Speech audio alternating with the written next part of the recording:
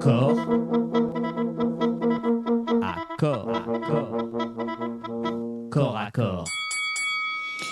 Et donc je pense que vous ne l'avez pas, vous n'y avez pas échappé. Le sommet des BRICS de 2024 s'est tenu la semaine dernière à Kazan, Russie, du 22 au 24 octobre. Il a réuni 37 chefs d'État. Parmi les dirigeants les plus notables figure le président chinois, Xi Jinping, qui est désormais allié quand même assez proche de Vladimir Poutine, le dirigeant iranien, Massoud Pezeshkian, le chef de l'État turc, ça c'était intéressant aussi, Erdogan, qui a sollicité l'adhésion de son pays au bloc des BRICS, ou encore, voilà, Frédéric Egouy, vous allez préciser, ou encore, j'ai entendu vos propos sur ce sujet, ou encore le Bélarus, Alexandre Loukachenko, évidemment, soutien de Moscou. Cerise sur le gâteau tout de même, le secrétaire général de l'ONU, Antonio Guterres, qui n'avait pas, je crois, rencontré Vladimir Poutine depuis la guerre en Ukraine. D'ailleurs, je vous propose d'écouter Antonio Guterres rapidement, c'était le jeudi 24 octobre. Excellencies, ladies and gentlemen, the Summit of the Future charted a course to strengthen multilateralism for global development and security. Now we must turn words into deeds, and we believe BRICS can play a very important role in this direction. Thank you very much. Voilà, donc vous l'avez compris, nous croyons que les BRICS peuvent jouer un rôle très très important dans le développement global et dans la sécurité. Évidemment, ça a fait réagir beaucoup du côté occidental, cette prise de parole, et puis en général cette venue d'Antonio Guterres donc au sommet des BRICS. Et puis, ce qui est intéressant, beaucoup de choses à dire sur ces BRICS, qui comportaient historiquement 5 membres, je rappelle, Brésil, Russie, Inde, Chine, Afrique du Sud. C'est désormais les BRICS+, puisqu'on a l'Égypte, l'Iran, l'Arabie Saoudite, et qui continue de faire des émules. C'est Vladimir Poutine lui-même qui l'explique au sommet des BRICS toujours, puisqu'il y a eu plus d'une trentaine de demandes. On écoute. Не менее важный вопрос о дальнейшем расширении нашего объединения. Безусловно, игнорировать беспрецедентный интерес стран глобального Юга и Востока к укреплению контактов с БРИКС было бы неправильно. В той или иной форме такое стремление выразили уже более 30 государств. При этом необходимо выдержать баланс и не допустить снижения эффективности БРИКС.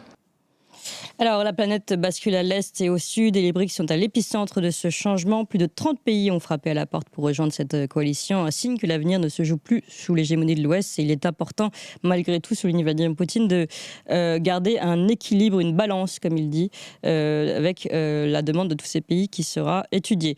On est donc très loin tout de même de l'image d'un Poutine plus isolé que jamais. Je vous rappelle les mots de Joe Biden le 1er mars 2022. On l'écoute rapidement. Putin is now isolated from the world more than he has ever been. Voilà, Poutine n'a jamais été aussi isolé. Ou encore Emmanuel Macron dans la presse locale en juin 2022. Je pense qu'il s'est isolé, il parle de Vladimir Poutine. S'enfermer dans l'isolement est une chose, savoir en sortir est un chemin difficile. Voilà ce que soulignait sagement Emmanuel Macron en 2022.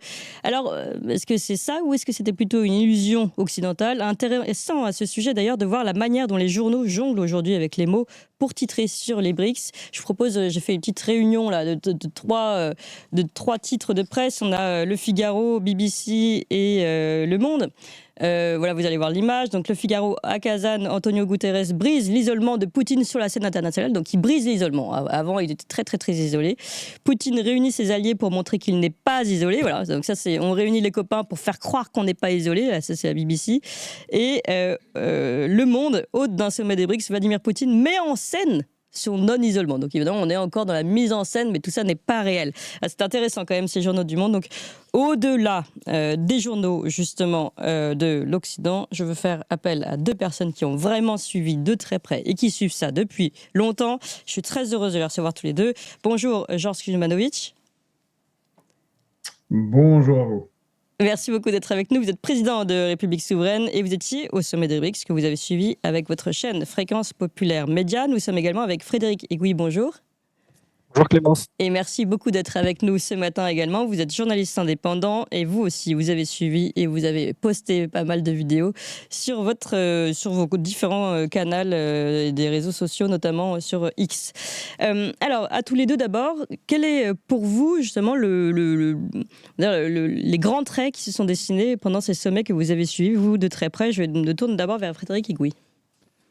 Écoutez, pour moi, c'est assez évident. C'est-à-dire que l'histoire est en train de s'écrire sous nos yeux et on est incapable de le voir, en fait. On est incapable de le voir. Donc, il faut bien comprendre que là, quand vous discutez avec tous les gens qui participent à ce sommet-là, la multipolarité, c'est déjà une réalité, en fait.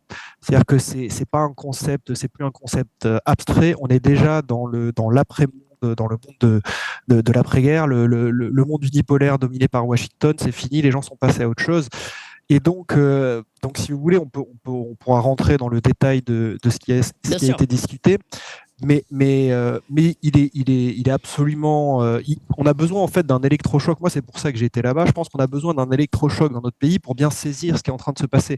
Parce que le travail que font les médias là, c'est vraiment de la propagande de bas étage. C'est-à-dire que dire que les dirigeants qui sont allés là sont venus pour soutenir Vladimir Poutine, enfin, c'est un non-sens absolu. C'est-à-dire qu'ils ne comprennent pas du tout ce qui est en train de se passer. Pour mettre en scène un non-isolement. Voilà, c'est tendu. C'est vraiment mais absolument absurde. Et ce qui est évidemment dangereux, parce que nous, ce monde-là, en fait, il est en train de s'écrire. Il est en train de s'écrire et c'est absolument inéluctable. C'est-à-dire que à partir du moment où vous avez la moitié de la planète qui demande à avoir plus de représentativité, qui se demande à avoir voix au chapitre, à pouvoir être entendu dans le reste du monde, vous êtes obligé de l'écouter. C'est bien pour ça qu'Antonio Guterres était là, en fait. Oui. Et donc, si vous voulez, tant qu'on n'est pas capable, nous, et je parle de nous en tant qu'Occidentaux, de vraiment saisir ce qui est en train de se jouer, on ne peut pas s'inscrire dans ce monde qui sera là. Mais ce monde, il va être là. Il est là, ils sont en train de l'écrire. Ils sont en train de l'écrire très concrètement, en prenant des mesures très concrètes. Donc il faut qu'on y participe. Oui, bien sûr. Et j'imagine qu'on y reviendra aussi là-dessus, mais il faut bien se dire que c'est pas une alliance anti-occidentale que sont en train de créer ces gens. Ils attendent qu'une chose, c'est que l'Occident prenne sa place dans ce monde-là. C'est-à-dire que le monde multipolaire, c'est pas les BRICS contre l'Occident. Ils sont en train de créer un système. Oui. Où ils se sortent d'une domination, d'une prédation, notamment du dollar américain, mais donc aussi du monde unipolaire. Ils veulent se sortir de ça pour pouvoir se développer normalement et tranquillement. Mais évidemment, présenter ça comme une alliance anti-occidentale quand vous avez d'une part par exemple l'Inde ou encore je sais pas moi les Émirats Arabes Unis. Les Émirats Arabes Unis viennent de nous acheter 80 Rafales, si vous voulez, 80 Rafales à la France. Donc dire que ce pays-là est un pays dans une alliance anti-occidentale, c'est complètement absurde en fait. Il faut vraiment bien comprendre ce qui est en train de se passer. Oui, puis même la venue d'Antonio Guterres, là on peut plus dire que c'est de l'anti-occidental. Alors évidemment beaucoup de sujets. Après on va revenir sur les quelques annonces vraiment, je pense, fondamentales qui ont été faites pendant ce sommet. D'abord, j'ai juste, Frédéric Higuy, si vous voulez bien, je crois qu'on entend un tout petit peu trop votre micro, à mon avis. Voilà, si vous pouvez l'éloigner un chouïa. Ouais, voilà. désolé. Non, ce sera très bien comme ça. Et je me tourne d'abord sur les grandes lignes vues par Georges Kuzmanovic, si vous voulez bien nous dire, vous, ce que vous avez pensé dans les grandes lignes. Et après, on va rentrer, évidemment, dans les différentes annonces. Écoutez, je vous ai mis un peu dans l'ambiance, voilà, parce que je suis toujours à Moscou, donc oui, c'est derrière ça. moi à Saint-Basile et le Kremlin. Écoutez, Frédéric Higuy a assez bien résumé les choses. Ce qu'on constate quand on est à ce sommet des BRICS, c'est que le monde multipolaire est déjà là. C'est pas quelque chose qui est à décréter. Maintenant, la balle est dans le camp occidental, ou plutôt dans le camp des États-Unis, à savoir s'il accepte ou s'il n'accepte pas. Et ce qui est très marquant, c'est que les BRICS ne sont pas un bloc, contrairement à ce qui est dit. Ça ne fonctionne pas sous la domination de la Chine ou de la Russie.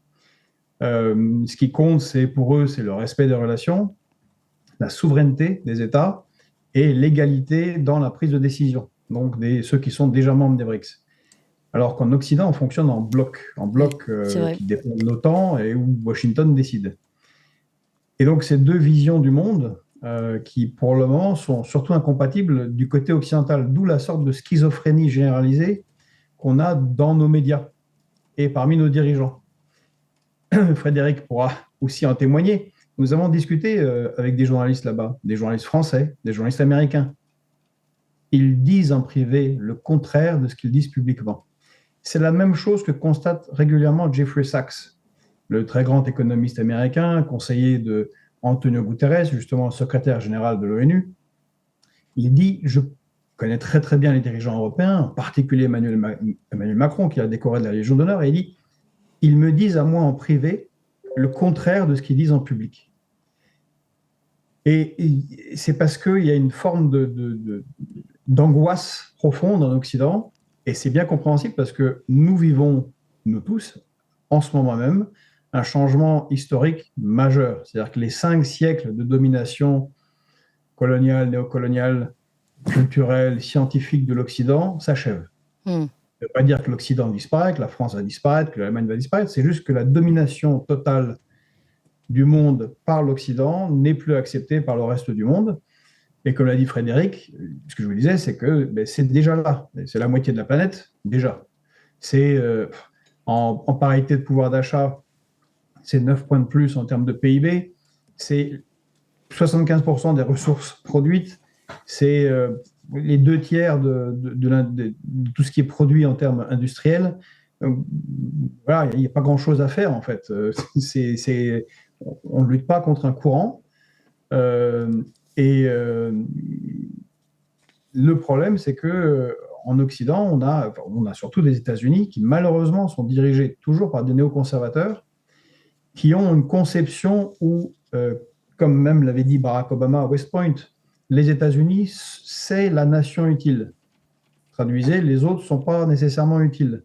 C'est le concept du 19e siècle de destinée manifeste.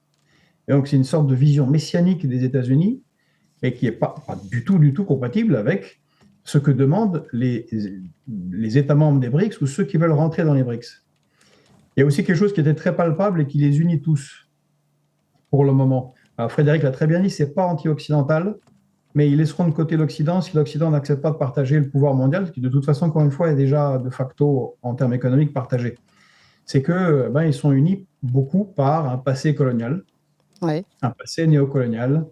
L'Inde a été colonisée par le Royaume-Uni. La Chine a dû subir 2 guerres de l'opium pour les forcer à consommer de l'opium par le Royaume-Uni.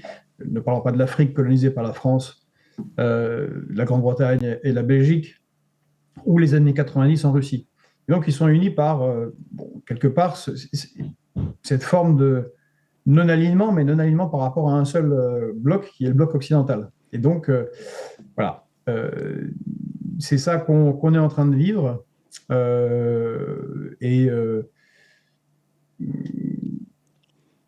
ce sujet, d'ailleurs, peut-être, j'avais pas forcément prévu d'aller là-dessus, mais peut-être que vous allez me dire ce que vous en pensez. C'est le lieu où se sont déroulés ces BRICS, Kazan, donc la capitale de la République du Tatarstan, qui est elle-même plutôt, si je ne me trompe pas, plutôt musulmane de population. Est-ce que c'est pas aussi un signal qui a été envoyé à l'ensemble des pays et des BRICS et de leur dire, regardez, nous, on est au-delà de notre ligne, on va dire, orthodoxe. On est capable de réunir plus loin et de réunir toutes les personnes qui ont une religion forte tant qu'elles assument leur religion ou leur sacré. Est-ce que c'est quelque chose qui vous a aussi marqué ou je suis seule à penser ça? Non, on peut le lire comme ça. Mais Kazan, le Tatarstan, Kazan elle-même n'est pas majoritairement musulmane, le Tatarstan l'est. Oui, c'est une société pluriethnique, complexe. D'ailleurs, c'est le président du Tatarstan, parce qu'il y a une forme d'autonomie, on va pas rentrer dans les détails, mais qui accueillait les chefs d'État qui arrivaient, quasiment lui comme chef d'État du Tatarstan. Mais c'est aussi pour Poutine et la Russie le moyen de développer aussi les régions, parce que Kazan a visiblement sur la s'est Volga, embelli, beaucoup de moyens ont été mis, et c'est de faire connaître au monde, un peu comme ils avaient fait avec Sochi. C'est bon, voilà. Stratégie. Effectivement, c'est pluriethnique, pluririeligieux, et donc ceux qui sont venus s'y sont sentis bien. Voilà. Et juste, Ouais, Frédéric, oui, bien sûr, allez-y. je rajouterai Ouais. à ce propos, parce que je partage un peu votre avis. Non, c'est aussi une porte d'entrée vers le continent asiatique. C'est-à-dire que c'est une culture qui baigne effectivement, c'est pluriethnique comme disait Georges, mais c'est une culture où se rencontrent différentes cultures, et Ouais. notamment asiatiques. Donc, ce qui était intéressant dans le cadre des BRICS, évidemment, dans ce qu'ils cherchent à construire. Oui. Alors, on va aller un peu plus précisément dans les Construisent. annonces qui ont été faites, notamment, évidemment, alors il y a eu toutes les discussions autour des monnaies, de la fameuse question de la dédollarisation, et puis d'une monnaie numérique, une monnaie digitale et une plateforme de paiement numérique qui s'appellerait le BRICS Bridge. Est-ce que Frédéric Egui, vous pouvez nous en dire un petit peu plus? Alors, il y a plusieurs choses à noter là-dessus. Il faut pas voir, en général, ce genre de sommet. Il faut bien voir comment travaillent les BRICS. C'est-à-dire que c'est un travail évidemment structurel, structurant, qui se fait sur des années. Et donc, ils attendent pas le sommet pour faire des annonces ou pour sortir quelque chose. Mm. Tous les instruments sur lesquels ils travaillent dessus tout au long de l'année. Oui. Et donc, il y a pas forcément d'annonce majeure. Il y a eu plein de choses qui ont été discutées avant. Donc, effectivement, le principe de dédollarisation, pardon, il est déjà là, il est déjà en cours dans les économies russes et chinoises. On est à 95% d'échanges en monnaie locale. Ils sont en train de créer des instruments pour permettre aux autres États membres, eux aussi, de s'émanciper de la domination du dollar. Donc là, ils travaillent effectivement sur plusieurs choses qui n'ont là-dessus pas été abordées, qui ne sont pas dans les déclarations communes. Ça ne veut pas dire qu'ils ne travaillent pas dessus, mais Oui. ne sont pas dans les déclarations communes. Ce qu'il y a dans les déclarations communes, là, c'est effectivement continuer à insister sur la dédollarisation des économies, c'est-à-dire les échanges en monnaie locale entre les pays. Ils ont aussi beaucoup insisté sur la nouvelle banque de développement des BRICS et une plateforme d'investissement partagée, en fait, c'est-à-dire que de faciliter l'investissement au sein des pays des BRICS, mais plus largement au sein des pays du Sud global, ce qu'il faut voir en fait comme un espèce d'outil qui va concurrencer concrètement le FMI et la Oui. Banque mondiale. C'est-à-dire qu'ils sont en train d'essayer ils créent les instruments qui vont permettre à faciliter le développement de tous ces pays-là, et évidemment à des taux moins usuriers que le FMI et que la Banque mondiale. C'est tout le principe toute la logique de ce dévelolement-là. Et Donc pardon, ça, il n'y a pas que la question ouais. des taux, mais surtout ne plus craindre d'avoir des sanctions qui sont Oui, bien considérées sûr. par une grande partie des pays comme étant illégitimes. Oui, qui sont considérés comme illégitimes par le groupe des BRICS. Ils l'ont reprécisé dans leur déclaration commune. Les sanctions à l'égard de la Russie sont à leurs yeux illégitimes au vu du droit international, au vu des règles elles-mêmes de l'OMC. Mais pour autant, ce qu'il faut bien voir, c'est que donc il y a pas une opposition forcément frontale sur tout ce qu'ils sont en train de développer. Et je prendrai là-dessus à titre d'exemple la présence d'Antonio Guterres est évidemment absolument majeure. C'est un Oui. signal absolument majeur. Mais dans leur déclaration commune, ils ont bien précisé qu'ils s'inscrivent et qu'ils inscrivent leur mouvement dans le respect de la Charte des Nations Unies, dans le respect du droit international. Donc il n'y a pas une volonté de quitter l'ONU à proprement parler. Ils sont pas en train de recréer une seconde ONU. Mm. Maintenant, ce qui veut dire, ils insistent évidemment aussi de la même manière là-dessus, que la multipolarité est une réalité et que l'ONU doit la refléter en fait. Et si elle ne la reflète pas, là évidemment, comme disait Georges tout à l'heure, à ce moment-là, on aura un problème. Mais si l'ONU est capable de se réformer, je pense qu'on continuera à fonctionner avec l'ONU. Ça se sera à voir. Et c'est là-dessus, à ce titre. Alors après, je fais une petite digression, mais c'est à mon sens ce qui est le plus important de ce qui est ressorti de ce sommet-là. Il y a évidemment tous les outils financiers, etc. Tout ça, on en discute Oui. et ça continue à se développer.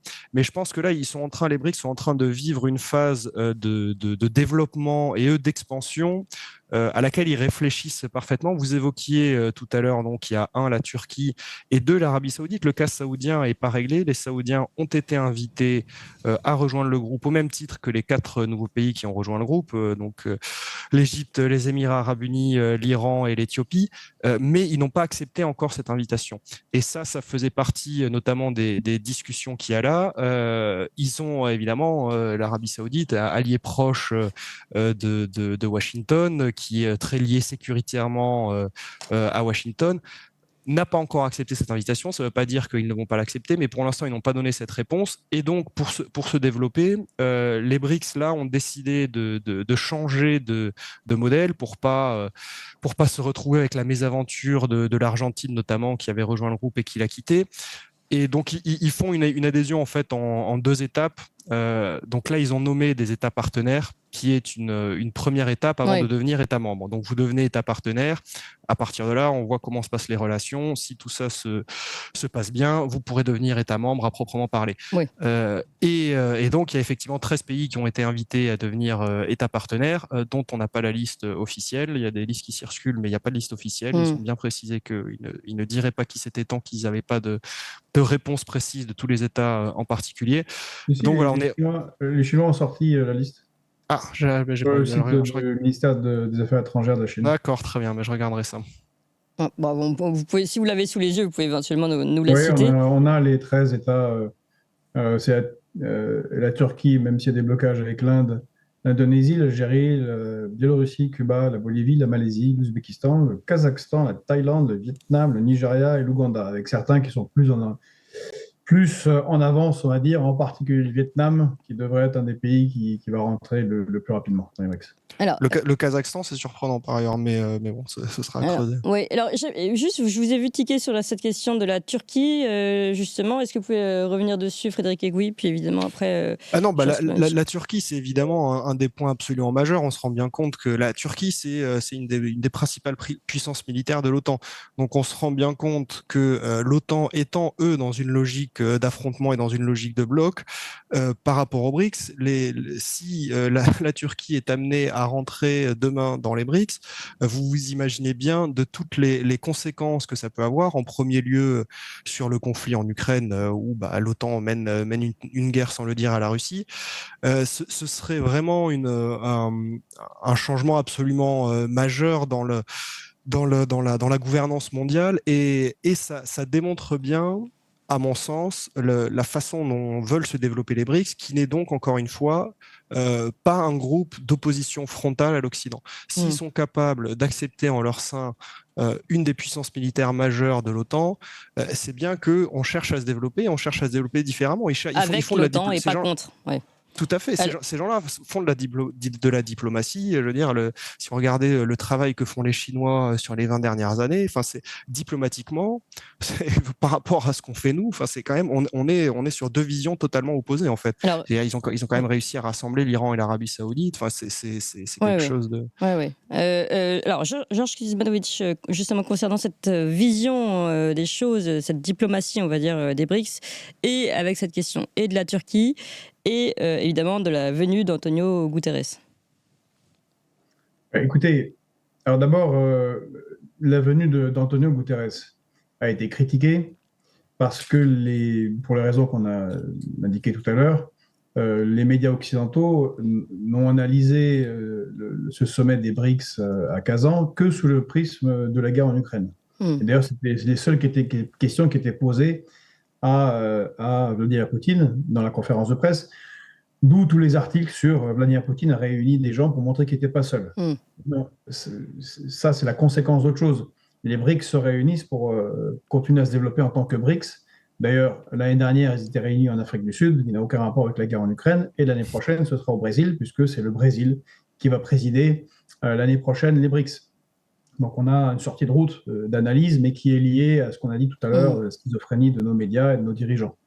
Antonio Guterres, lui, est dans une situation où, c'est ce que soulignait Frédéric tout à l'heure, c'est que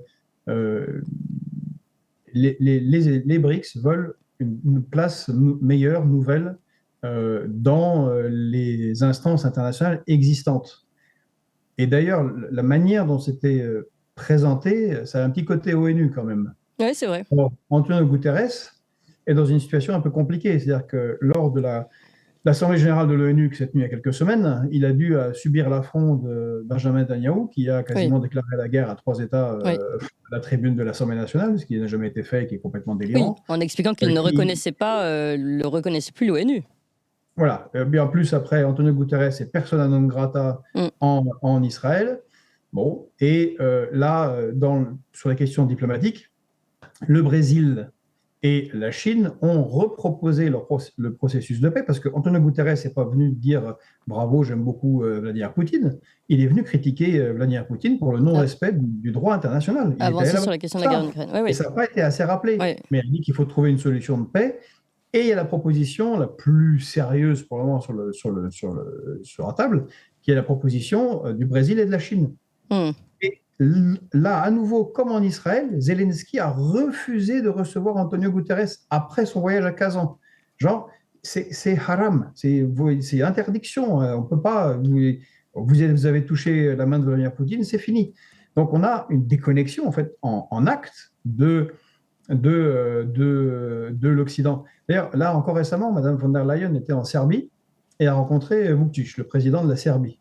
Elle devait rencontrer aussi le Premier ministre, mais elle ne l'a pas rencontré. Vous savez pourquoi? Parce qu'il venait de rencontrer un des ministres du Commerce de la Russie juste avant. Il était contagieux. Oui, enfin, personne ne fonctionne comme ça au niveau international. Donc, voilà. Donc, c'est ça la situation. Alors, ça a été souligné aussi. On a quand même le sommet qui a commencé avec une énorme annonce diplomatique. C'est la rencontre entre Xi Jinping et Narendra Modi, le Premier ministre indien, qui se sont mis d'accord pour mettre fin à un conflit de 4 ans sur les frontières, sur l'Himalaya, entre leurs deux pays. Ouais. Et ce qui est intéressant, c'est que ça, c'était utilisé comme argument en Occident pour dire, mais non, vous voyez, les BRICS, ça ne fonctionne pas, ce sont des gens qui sont en conflit. Et c'est ça, encore une fois, qu'il faut vraiment comprendre, donc, il faut vraiment insister là-dessus, ce n'est pas un bloc. Oui. C'est une nouvelle instance où les gens respectent la souveraineté. Effectivement, comme vous l'avez dit, c'est très, très important. Ils organisent un nouveau système d'investissement entre États pour le développement qui n'est pas celui du FMI de la Banque mondiale et qui se mettent d'accord entre eux qu'il n'y aura pas de sanctions entre États membres. C'est totalement différent de la manière de gérer le cours du monde, de la planète, par les États-Unis. Alors, évidemment, ça ne veut pas dire que c'est simple, encore une fois, parce qu'il y a égalité, vous voyez, par exemple, l'entrée de la Turquie, ça ne va pas être simple, d'abord pour des raisons internes à la Turquie, mais bon, l'Inde n'est pas tellement d'accord en raison des accords militaires avec le Pakistan.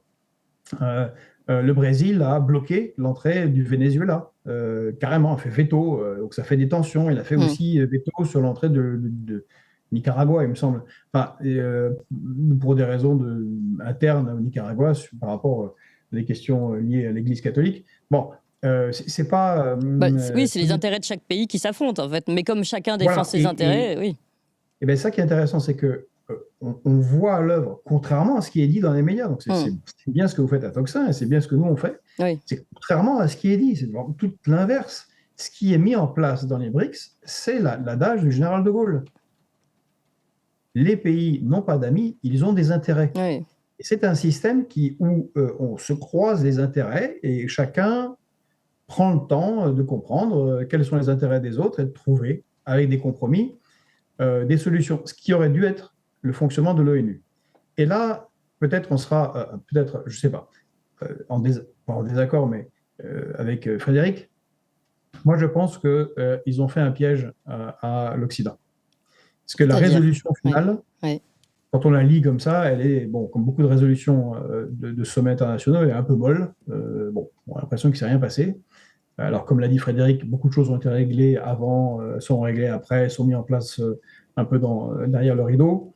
Mais ce qui est demandé, c'est le maintien, effectivement, des institutions internationales, le G20, l'ONU, le SWIFT, l'OMC, tout ça, le FMI. Mais il est demandé ce qui était demandé au début de la création des BRICS. Au début, il ne demandait qu'une seule chose, c'est que l'Inde, la Chine, la Russie aient une place plus large dans les instances internationales, en particulier au FMI, qui correspondent à leur économie. Oui. Donc c'est ça ce qu'ils demandent. Et là où je pense que c'est un piège, c'est que les États-Unis ne le feront pas. Les États-Unis ne lâcheront pas, comme ils n'ont jamais lâché, sauf qu'ils donnent à voir au monde, et en particulier aux États du Sud global, ils donnent à voir, mais vous voyez, nous on s'est réunis, nous on a reçu Guterres, qui a critiqué Vladimir Poutine, on vous propose une solution. à la guerre en Ukraine, on vous propose une solution pour coopérer ensemble dans les instances internationales. À vous de le faire. Ben, si la porte est fermée, ils seront légitimes à dire bah, regardez, nous on leur a proposé de fonctionner de manière équitable, ils veulent continuer à dominer le monde. Donc, imaginez l'effet que ça va avoir sur tout un tas de pays asiatiques, d'Afrique et d'Amérique latine qui ne supportent plus la domination occidentale. Et c'était clairement dit par toutes les délégations, que ce soit des gens des pays qui sont dans les BRICS, que ce soit ceux qui sont en demande, que ce soit ceux qui sont dans l'antichambre ou ceux qui sont dans la nouvelle banque de développement. Voilà. Oui.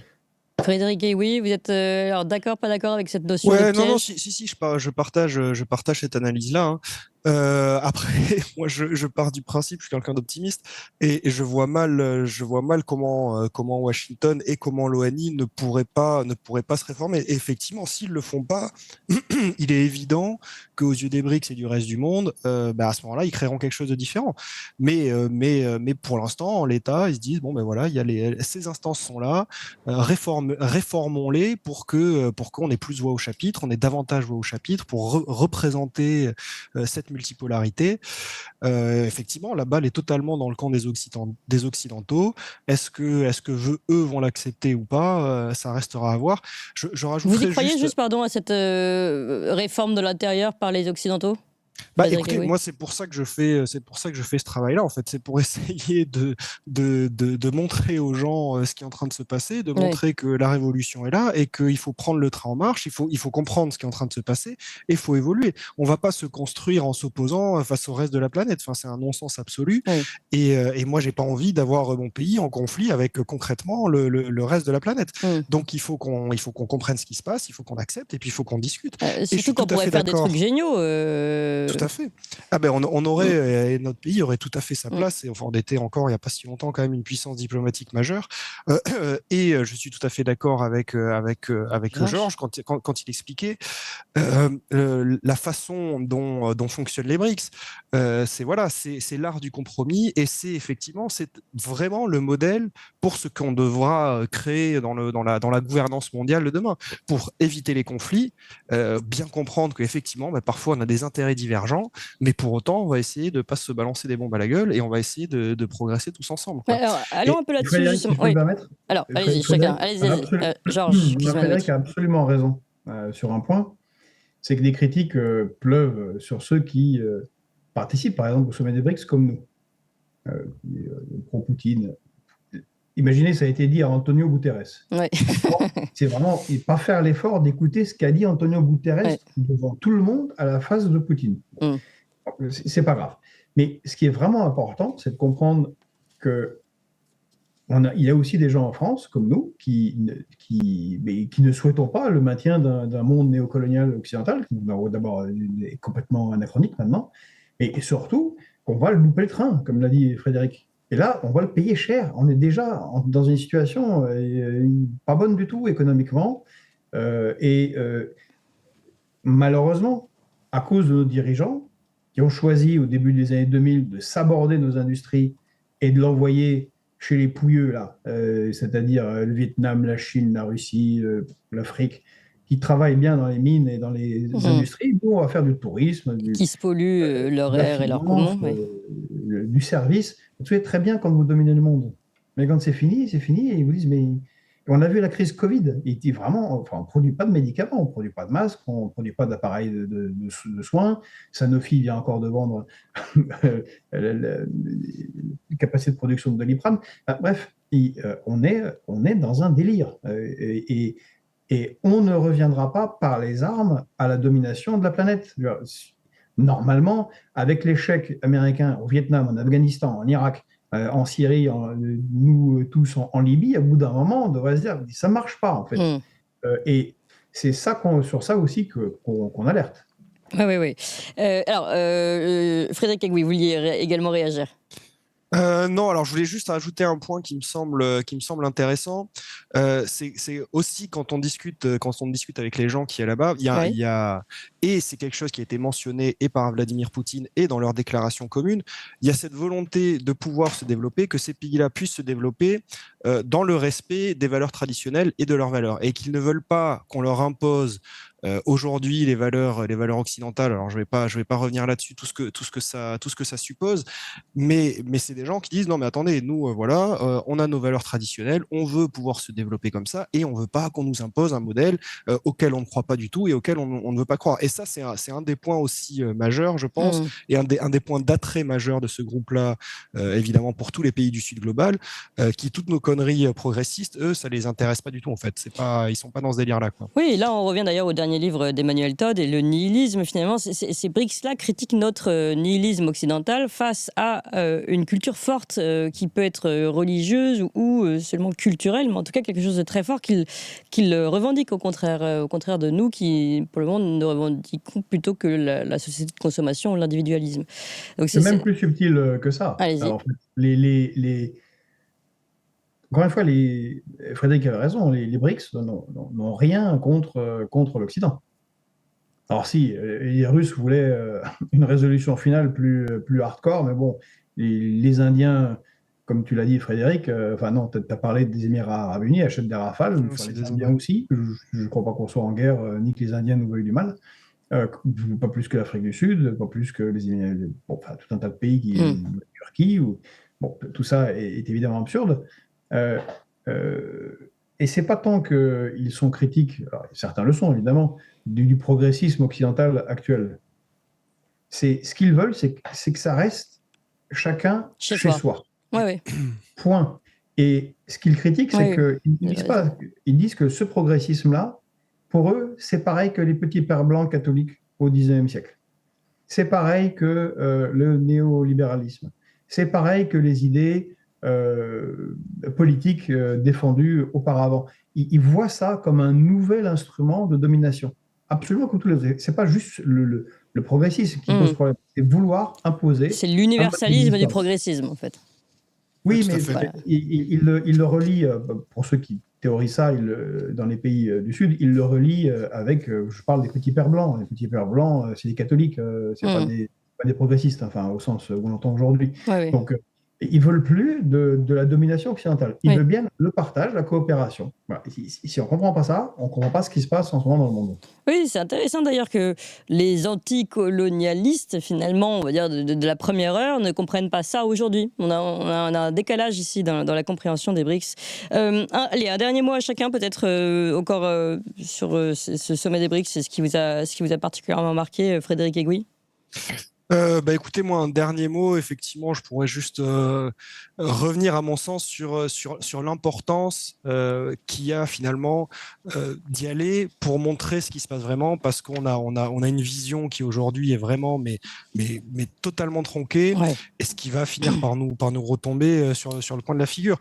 Et moi, ce qui est dramatique, c'est que je suis obligé d'aller là-bas, je suis obligé de devenir journaliste indépendant pour pouvoir y aller et pour pouvoir faire mon travail sérieusement, en fait. Parce qu'effectivement, on l'a vu, il y a des journalistes de LCI, il y a des journalistes de TF1, mais finalement, quand vous regardez ce qu'en ressort LCI ou TF1, ça n'a aucun sens, ça n'a aucun rapport avec la réalité.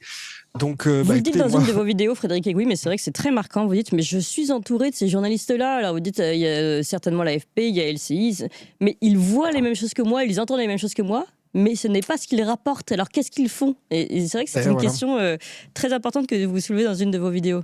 C'est ça, et je pense que là, on touche un peu au cœur du problème des médias et de la façon dont on reçoit l'information aujourd'hui. Et donc, c'est pour ça que ce que vous faites est très intéressant et très important. Oui. Nous ne pourrions le faire que parce que vous êtes là tous les deux. Donc, merci beaucoup à vous de vous être déplacés. Exactement, je voulais conclure là-dessus. Moi, si je peux faire ça, si je pourrais faire ça demain, de la même manière, j'aurais besoin des gens, en fait, parce que pour faire du journalisme, pour pouvoir faire ces choses-là, il faut pouvoir être soutenu. J'ai pas de milliardaire derrière moi. Si on veut faire un peu ce travail d'influence que font les milliardaires, si on veut le faire nous à notre petit niveau, il faut nous soutenir. Donc si ce travail-là vous intéresse, je vous invite à venir me soutenir. J'ai ouvert une page Tipeee, allez-y. Alors, donnez-nous le nom, on va le mettre en C'est bon, c'est Frédéric Aiguille. Vous tapez Frédéric Aiguille dans Tipeee, vous allez trouver ça. D'accord. Oui, parce qu'on peut même raconter un peu toute votre histoire, hein. Vous avez perdu vos accréditations, vous ne pouvez plus être invité aux conférences de presse officielle de l'Élysée. Alors ça, j'espère pouvoir y revenir parce qu'on a changé de gouvernement Ouais. et donc effectivement, j'avais été posé une question à Prissa Thévenot sur Nord Stream à l'époque et du coup, j'avais été instantanément Persona non blacklisté, grata. Ouais. voilà, par Intéressant. le précédent gouvernement. Donc voilà, c'est comme toujours, hein, quand vous essayez de ramener un peu de réel dans tout ça, c'est très compliqué, ils peuvent pas y faire face. Mais donc là, il se trouve que je peux de nouveau être accrédité. Donc bah écoutez, si j'ai l'occasion, si ça vous intéresse, j'y Ça nous retournerai avec intéresse. grand plaisir. Ça nous intéresse beaucoup et on veut vraiment soutenir les journalistes tels que vous, Frédéric Aiguille. Donc bravo pour votre travail. On va mettre le lien immédiatement et on continue de rester en contact évidemment ici sur Toxin avec vous. Merci beaucoup. Georges Kuzmanovic, un dernier mot également. Oui, un peu la même chose. Nous, on a pu partir avec notre média à fréquence populaire grâce au soutien des donateurs. Nous, on va maintenant courir vers la carte de presse. Alors, pour avoir une position d'équilibre et pour continuer ce qu'on a commencé à Kazan et pour tester nos hypothèses, on va aller à Rio le 18-19 novembre prochain au sommet du G20 pour poser les questions, puisque il y aura bien sûr l'Inde, la Chine, la Russie, il n'y aura pas Poutine, il y aura Lavrov, le ministre des Affaires étrangères russe, mais il y aura aussi tous les pays occidentaux qui ont plus la main sur le G20. Et on va poser des questions et rendre compte. Et je crois que c'est important. On fait ce travail parce que ne le font pas les journalistes. Et je répète ce que je vous ai dit tout à l'heure. La plupart des journalistes avec qui je parle, en privé, et y compris des gens qui sont sur des chaînes de délire total, je parle de LCI, vous disent le contraire en privé. Ouais, vous seriez étonné de savoir ce que pensent des gens comme Rogemin. Oui, mais c'est insupportable, pardon, mais c'est insupportable. Non, mais c'est intéressant, c'est insupportable, mais ça veut dire qu'il y a une peur, une sorte de peur panique. Et d'ailleurs, c'est intéressant le cas de Frédéric qui a posé sa question sur Nord Stream. J'ai pas l'impression que CNBC, la BBC, CNN a été interdit de poser des questions assez désagréables à Poutine. Hein. Ils l'ont fait. Ils n'ont pas été chassés manu militari, ils ont été invités, ils ont reçu des accréditations. C'est une illustration aussi d'un problème qu'on a, qu'il y a dans nos médias. Ouais. Et mais ça, bon, c'est le pas réveil que va sur les finir par questions. venir. Donc voilà, le mot, c'est continuer à nous soutenir, à nous regarder. Si Toxin, les pages de Frédéric, ce que fait Frédéric, ce que nous on fait à Fréquence Populaire, et il y a d'autres. Les autres vont finir par se réveiller aussi. On peut parler encore longuement de ces journalistes qui se réveillent, qui disent après coup on n'avait pas le droit de le dire. C'est sympa, ouais. Nous on l'a dit et c'est pour ça aussi qu'on dépend de vous, chers auditeurs, chers amis qui nous soutenez tous les jours. Merci infiniment. D'ailleurs, je le rappelle, allez, on y va. Moi aussi, je vous dis sur quelle chaîne vous pouvez nous soutenir. Toxin-media.fr. Georges Kuzmanovic qu'on peut retrouver sur sa Fréquence Populaire Média qui a également besoin de soutien. Frédéric Aiguille et son remarquable travail également. Vous allez retrouver tous ces liens ici. Sur notre page, on reste en contact en tout cas et merci beaucoup à vous parce que évidemment le journalisme c'est le terrain et sans vous on ne pourrait pas nous exister, on a besoin de pouvoir tendre le micro à des gens comme vous qui faites véritablement le travail, donc merci beaucoup à tous les deux.